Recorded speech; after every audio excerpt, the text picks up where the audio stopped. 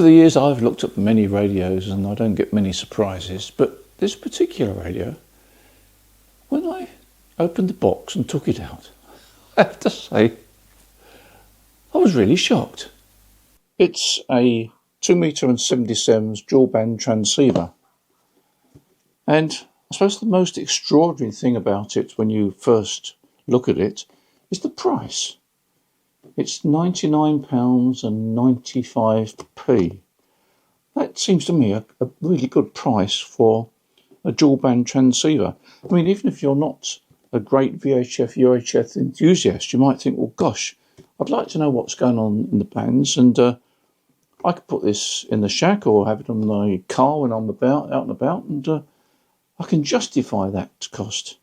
It does seem to be a rather remarkable value transceiver. I mean, sometimes something pops up on the market which seems to be quite exceptional, and this could be just one of those radios. So let's explore it together and see what it has to offer. I mean, it does seem to be a remarkable bit of kit for less than £100. Okay, I know it's only 5p less than £100, but nevertheless, in today's money, it seems to be pretty good value. 2m/70 It's also got a removable head, a detachable head, and you get the remote cable with it, and it's got a multifunction keypad. Yeah, I think it's worth having a look at this transceiver. Well, there's nothing cheap and cheerful about the packaging. It's no plain brown box. This is a well printed and presented package. And it's nice to see that we get a printed user manual.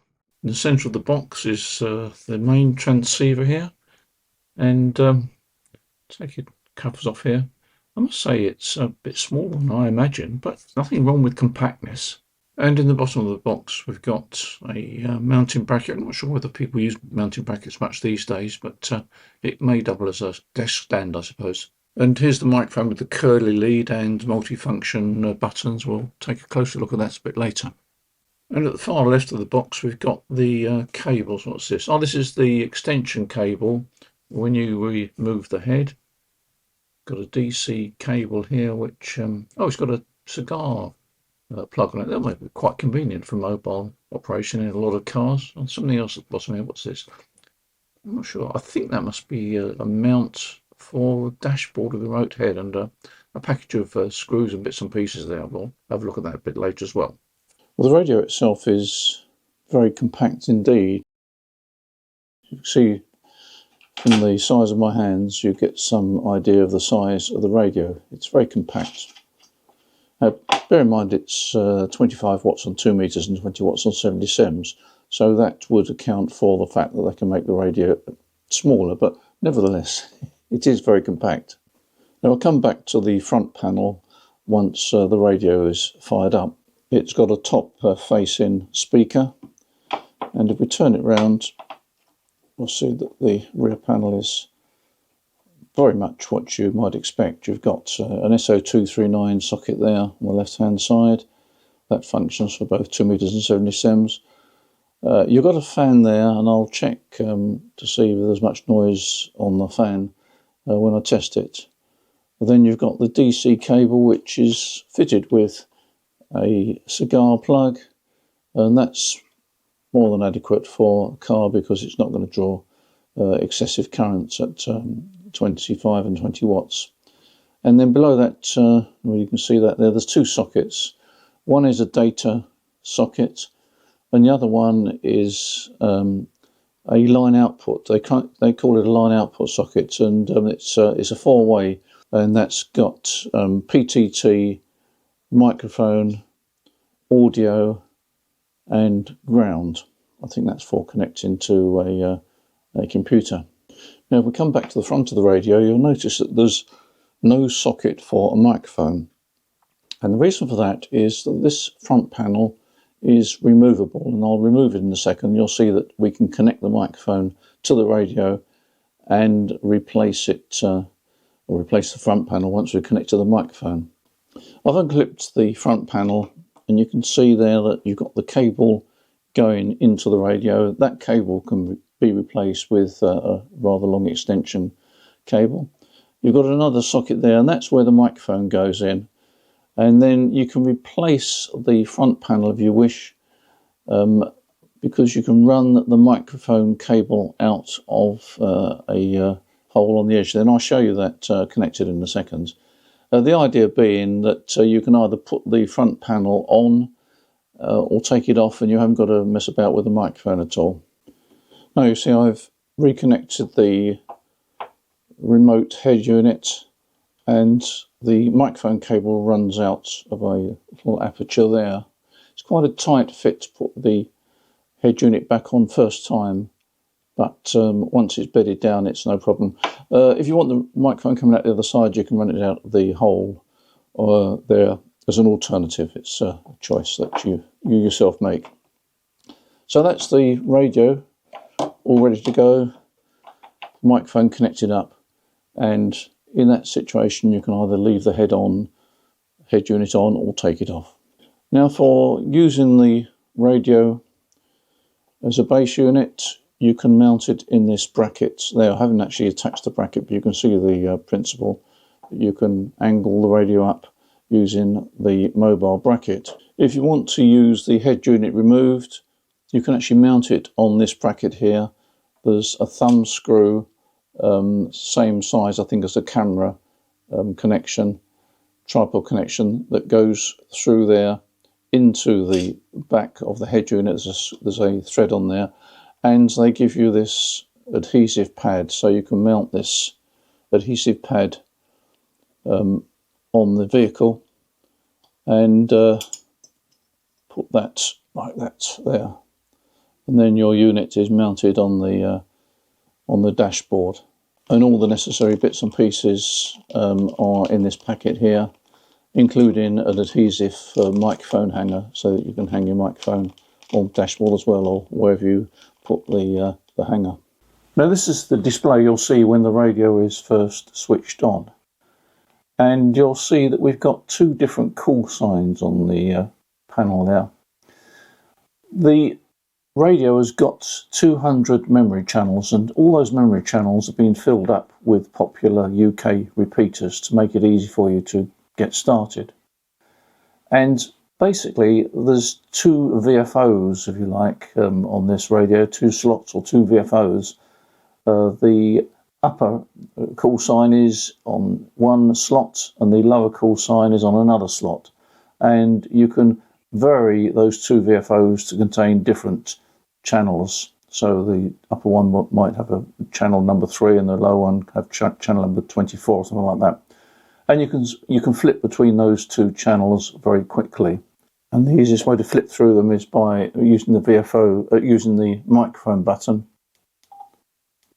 And you'll see we change between the upper and lower VFO or display.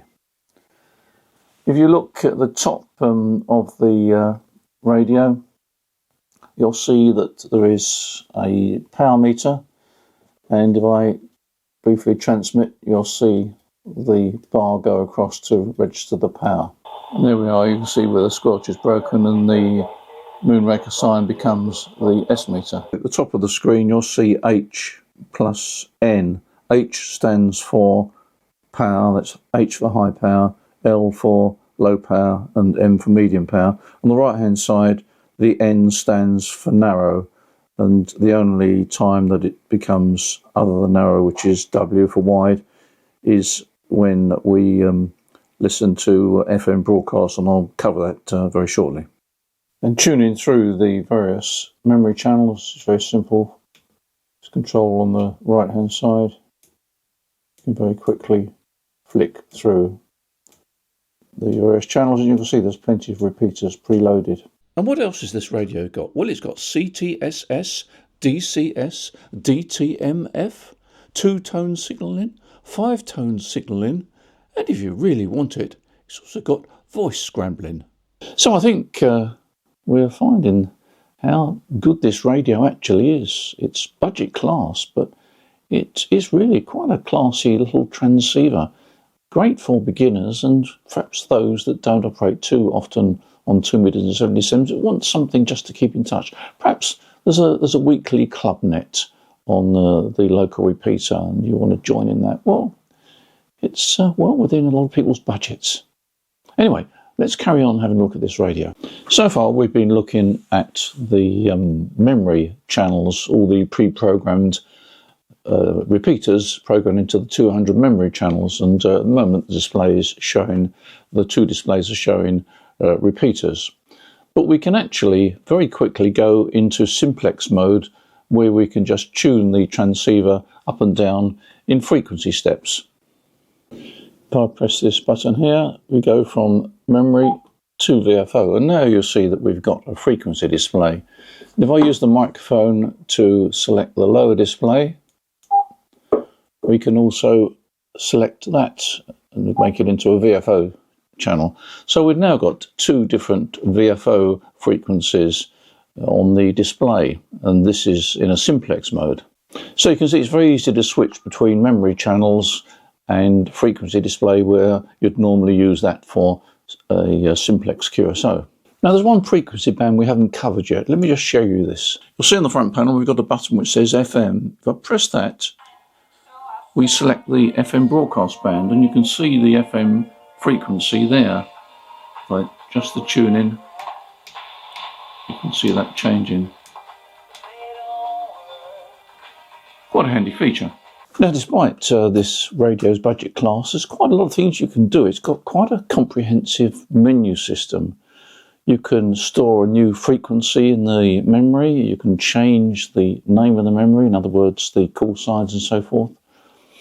And you can also change the colour of the various displays. There's quite a comprehensive colour system, which I'm not going to go into in depth now, but you can do some quite wonderful things with the menu system. Anyway, let me show you how you get into the memory system. To get into the memory system, you need to press this bottom left-hand button on the microphone.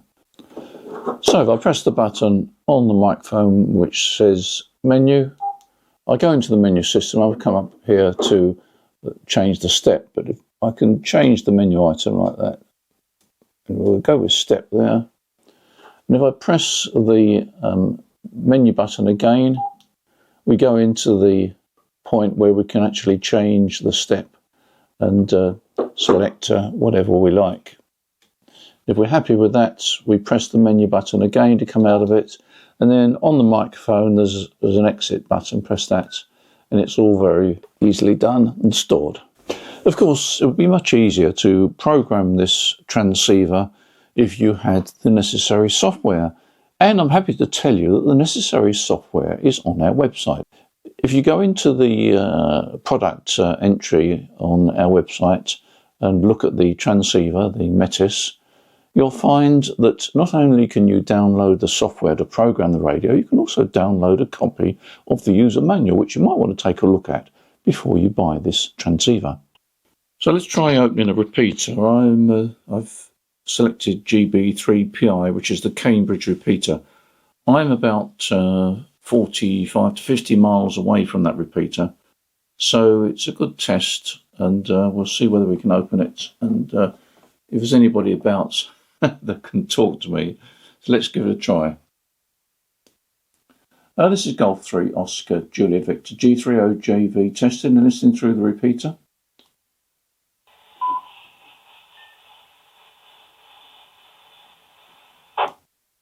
Now, I wonder if there's anybody about that can give me a report. This is Golf 3 Oscar Juliet Victor in Hockley, Essex, listening through GB3PI. Well, you opened the repeater without any problem, but there's nobody came back. We could try a simplex channel. Let's try a simplex channel. Hello, CQ 2 meters from Golf 3 Oscar Juliet Victor testing. Would appreciate a signal report. This is Golf 3 Oscar Juliet Victor G30JV calling CQ, and would appreciate a signal report from Golf 3 Oscar Juliet Victor. You're 59 plus 10 into Shrewsbury there, Roger.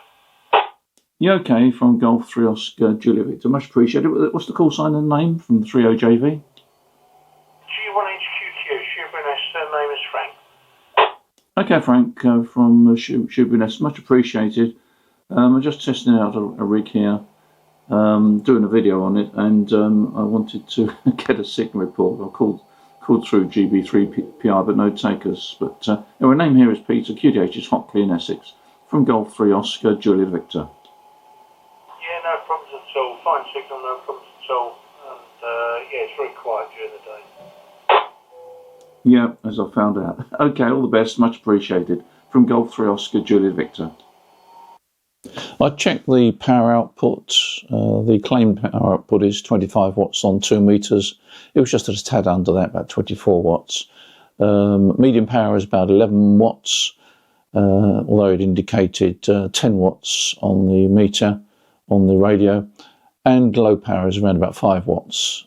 I found that at low power and medium power, the fan didn't really come on. At high power, the fan came on after about a minute or so. But it wasn't too bad. You could hear it, but it wasn't obtrusive at all. So what other buttons have we got? Going on the left-hand side, we've got the call button. That simply transmits a predetermined tone call to access something or other. The squelch button, press that, and that actually lets you adjust the squelch level from 0 to 5. We've covered the VFO memory button, we covered the FM. The HL button enables you to cycle through the 3 power levels. The monitor button enables you to listen through to break the squelch. And the other button is the switch between A and B VFOs, and also an exit button. So summing up, it's a nice transceiver. It does what it says on the box, and clearly, although I think it's probably made in China, there's nothing shoddy about it at all. It's a nice radio. It feels nice. It's compact. It does what you expect it to do. Good signal reports, no problems at all there. Sensitivity on receive is very good. It's certainly as good as my Yaesu FTX1, which I use as a base station. And, you know, basically it's a nice rig. And I still can't get over the fact that it's only £99 or £99.95p. Don't forget the 95p. It's good value, actually. And if you're in the market for a dual band rig that you can either use at home or mobile, and I think it really is near the top of the list, if not at the top of the list. I honestly haven't seen a transceiver as good as this sort of price bracket. So yeah, very impressed. Hope you found it useful. I've tried to cover all the various aspects of it. I've been very happy with it. I could live with it, and I hope that there's enough information there to persuade you that you could live with it as well. In the meantime, you take care. Thanks for your support on this channel. Don't forget we've got a wide range of products, also at good prices, so check our website regularly. In the meantime, you enjoy ham radio, and look forward to seeing you as usual in the next video. Bye for now.